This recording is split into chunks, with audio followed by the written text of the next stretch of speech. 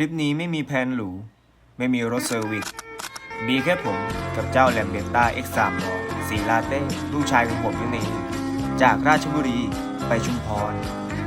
ไปกันเลย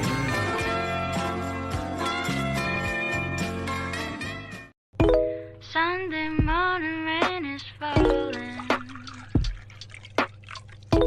Dress some cover, share some skin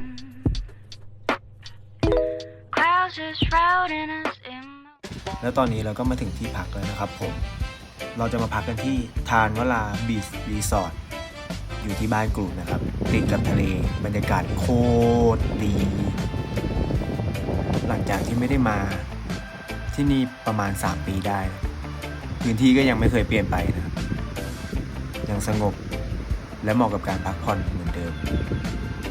แล้ววันนี้ก็มีเพื่อนร่วมทริปมาอีก1คนนั่นก็คือเจ้าถิ่นนั่นเองหอมดีโด ไบเกอร์